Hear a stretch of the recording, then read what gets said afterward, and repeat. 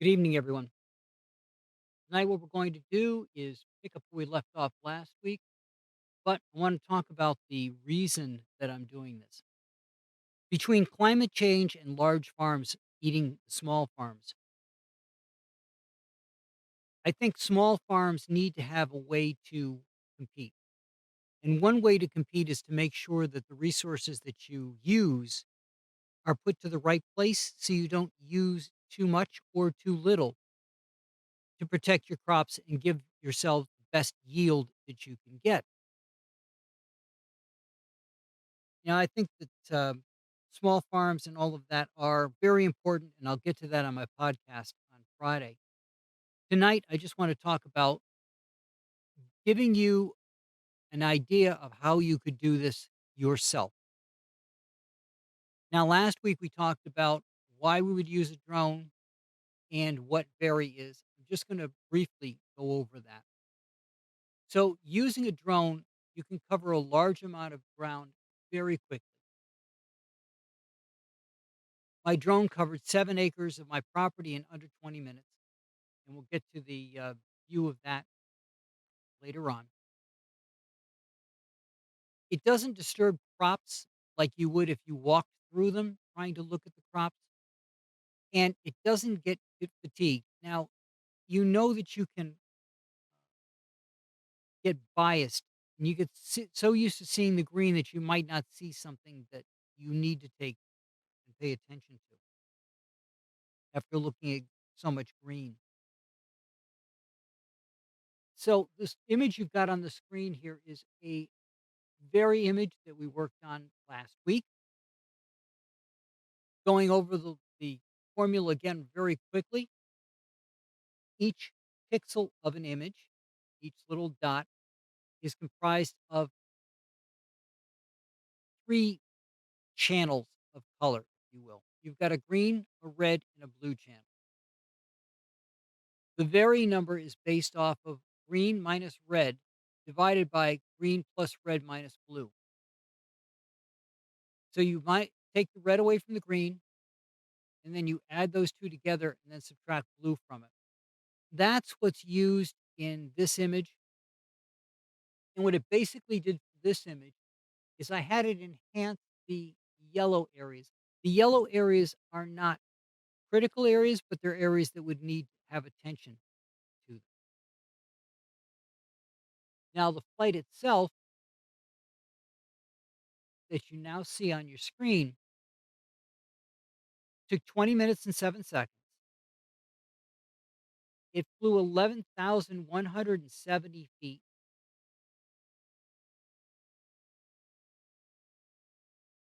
and you can see it did a cross pattern. Now, this type of cross pattern is not necessary for a lot of crop images. It could have just gone back and forth like a tractor does when it's tilling the fields, and probably gotten just as good set of images. My use case is a little different. We'll get to that in a bit. So I wanted to make sure that I had more detail than just the normal back and forth. Now, this produces a lot of images.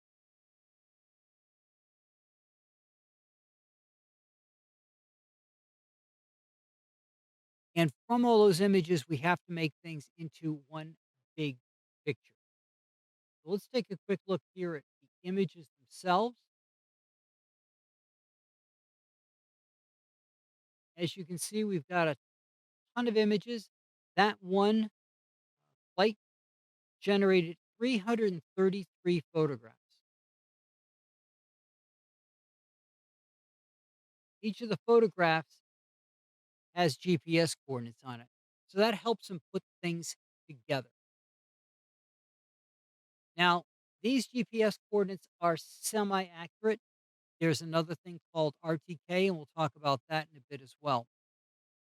Looking through each or processing them individually, and that is just going through and saying, okay, here's my first image, my next image, my next image, would take a lot of time. In addition, there's overlap on the images. So image one is not that far away from image two. As you'll see in just a second here as I make these thumbnails a little bit bigger.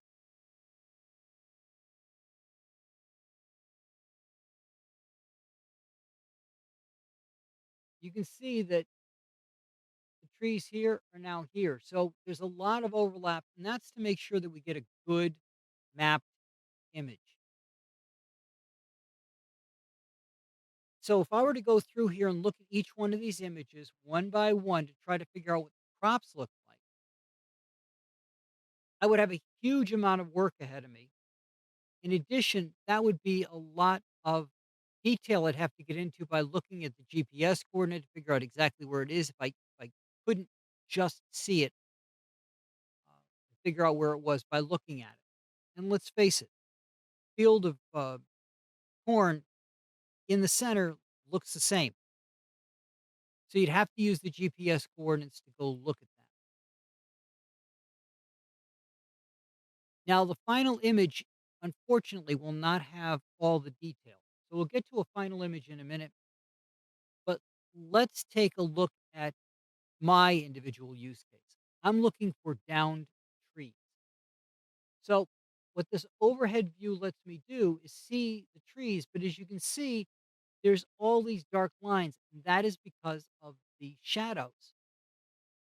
But right here in the center, there are trees. Now, from my perspective, this is the perfect time of the year to do it because I don't have all of the canopy of the trees that I have to worry about, and I can see. I'm not a farmer. My skill set is as a photographer and as a drone pilot, commercial drone pilot. So I don't know if there's any value in looking over a field and getting detail of a given field at this time of the year, or if it's better to wait for when the crops start coming up, or if you should do it after tilling. A farmer would know much better than I what that is. Just like when I take these images and I run them through a process, it's not my process that I run it through. While I showed you guys how to do it last week, I did show you an image from a commercial piece of software. And that's typically what I would use. Again, not a farmer, don't know about the soil composition and things like that. I do okay with houseplants, but I'm not going to think that that's going to carry over into doing a farm. So what I'm looking at here is just downed trees. So it's very easy for me to look at those downed trees and see them and then go through and figure out exactly where I want to go back and mark out where I want to go. So let's take a look here at one of the images that was created from this set of 333 of them so that you can get an idea of what this overall view looks like.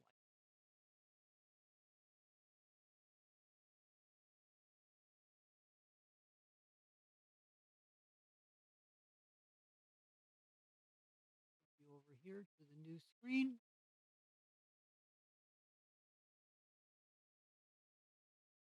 And that's what the image looks like. All right. You've got the entire area here. And if I zoom in,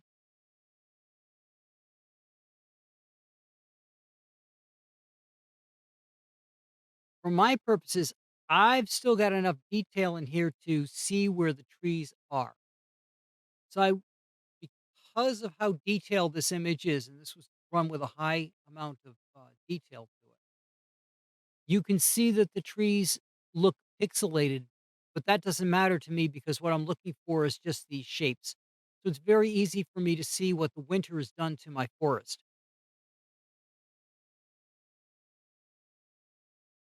So for my use, this is perfectly fine. From a field use where you're looking at how the crops are doing, it's probably just as good for you as well because we're looking at a larger pattern, a set of zones, if you will, where issues could be rather than looking at an individual plant. And a bird's eye view is great for giving you that kind of detail and letting you see those things. So that's why we put them together into a large image like that. Now, like I said, you could do it yourself. You saw the programming that uh, of how this is done. The software that I use to make that large image is called ODM. You can look up Node ODM online and see where you can get that software and how you can take the images and put them together. I will say that at the end of my flight, I'll pull the flight view back up here real quick. As you can see in that flight, there is a line where it comes back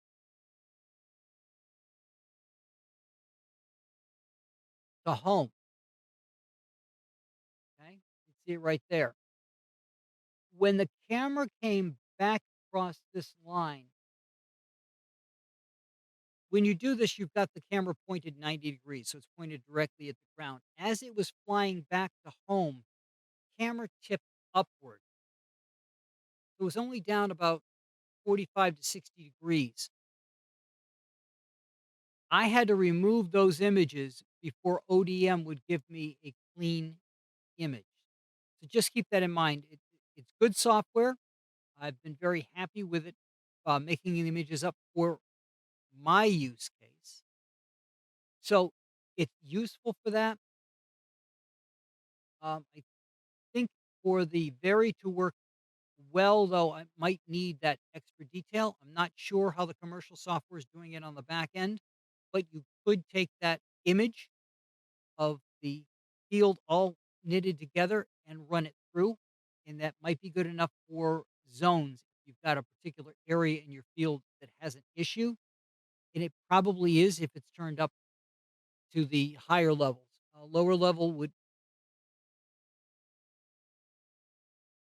I don't want to get too technical with it. However, I will say that when you've got these images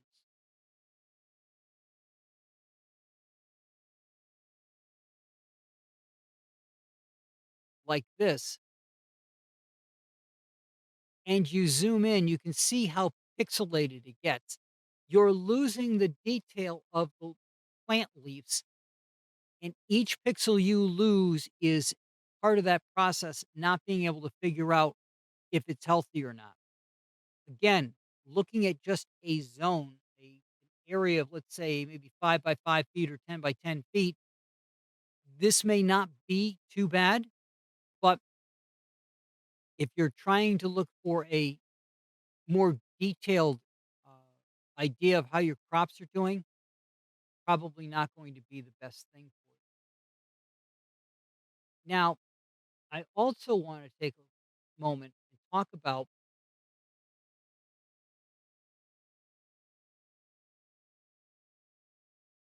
the images from the standpoint of how many do you need and what do you need to capture. So, as I said, this was shot with my Autel drone. You can see right over here. I was at a 90-degree down on the camera, which means it was pointing directly down at the ground. Program the flight path for it to go over and have the overlap give me the details. Each image has the GPS to it, which is probably good enough for what we're doing. Now, you may hear about RTK. RTK stands for real time kinematic. It uses a base station, which has a special receiver, and a special receiver on the drone. It kind of looks like the drone has a hat. Between the two, they correct for basically time drift that causes the GPS signals to be less accurate. With those 2 pieces, your drone can get down to accuracy to a centimeter, which is just amazing. If you're familiar with the plus or minus 10 feet on a GPS, being down to the centimeter is fantastic. Here's where it's used for. If you're doing mapping, surveying, and measurement work, it's probably critical that you get a drone with those things on it. If you're just doing crops, not so much, because your zones aren't going to be that, and GPS isn't that far off anymore, but the zones are not going to be quite as critical. So if you're within a foot, it's not going to matter. So if you're looking to do this yourself and get a drone, I wouldn't spend the money on RTK. Now, there's another type of thing you can get for the drone, and a lot of agricultural drones have this. It's called a multispectral camera. So you saw the equation that we do with the RGB cameras. This is going to be your least expensive way to get into this, is getting a good camera that is programmable so that you can tell it to go fly, because you don't want to be flying it manually and going click, click, click and hoping that you get the right overlap. You want the drone's software to be handling all of that for you. However, while we have that one formula for red, green, and blue light, there's a different one for multispectral, and it does a comparison of red and near red light. And near red light's more in the infrared spectrum. So it's doing a comparison of those values to determine crop health. And that's called NVDI. If you want, you can take a look at that. Unfortunately, I don't have something that I could run for you to show you what that is. Um, I did run a sample once, but unfortunately, with it being winter and it being over my property, basically got a completely yellow image with it being red where the road was and driveways are. So it's not good enough for me to show you guys as an example. I'll see if I can get a better one later on. And sometimes you'll see NDVI used in terms of having it used in um, satellite image. Sorry about that. Took me a minute. So with the satellite image, it's not as current. It could be days or weeks older than what you would want to do for your crops. You could do that. You could go that route and get satellite images. I believe for the more current stuff, you have to pay for it. And then you could take that and run it through an NDVI to see what um, is going to work for your crops and see where your areas of concern are. Personally, if you're going to do it yourself, I would say, first of all, you have to get a commercial pilot's license because this is commercial work that you're doing. You could get away with a drone that just has a camera on it that'll handle red, green, and blue. As you've seen from the other stuff that we've had, the red, green, and blue stuff does a great job of handling that. And then if it's working out for you and you're saving money on your resources, then you can look to see if you want to put money into a multispectral camera. Um, and go beyond maybe doing it yourself, buying software or getting a subscription service for that. Of course, the alternative to that is to find somebody who's going to do this all for you. Um, the advantage to that is it's one less thing that you have to worry about. You don't have to learn to go be a pilot. You don't have to learn how to fly a drone. You don't have to worry about programming a drone. You don't have to worry about gathering the images from it. You don't have to worry about assembling the images, and you don't have to worry about getting them processed. All you have to do is contract out to somebody to come in and do all that for you. And again, I think it's going to be a help to small farms to allow you to save money and get better crop yield by knowing what needs to be addressed, getting to it quickly, and getting it taken care of. Now, I'm not sure what quickly means. Um, it's probably highly dependent upon your area. It might be once a week that you need to have the crops taken over or flown over, and it might be once a month. In this area, considering how quickly things grow in Vermont, I would say probably more frequently, like in the 1 week range. At least that's what it seems like when I'm trying to cut the grass. Um, but it's all dependent on how much nutrient, what your crop needs, etc. So that's what I got for you tonight. Simple little overview of how you could do this yourself and the requirements that you would need in order to do that. Adding to that, of course, if you had the resources for it, there are drones that are much more expensive, but capable of handling payloads to overfly crops and to spray fertilizer or insecticide or whatever you need over the crops.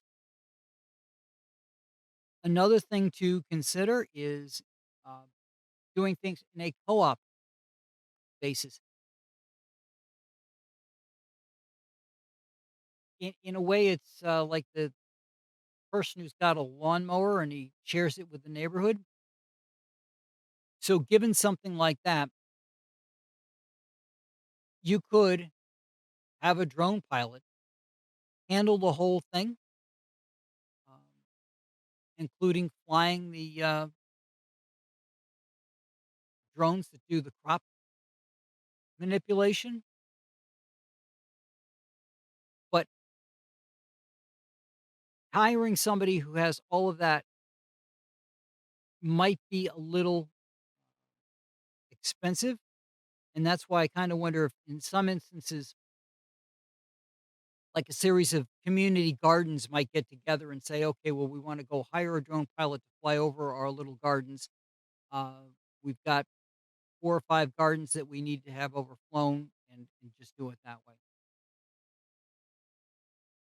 So it might be valuable from a cooperative method, for small farmers being able to get together to do something cooperatively to compete and keep on a level footing with the larger farms that seem to have a ton of money and huge equipment and just swallow up all the neighboring farms.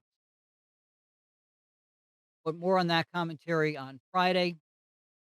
Today, I just wanted to give you guys an overview of what you could learn from having a drone fly over your field and the information, what you could do with that information afterwards. So I hope you found it helpful and useful, and I will talk to you guys next week.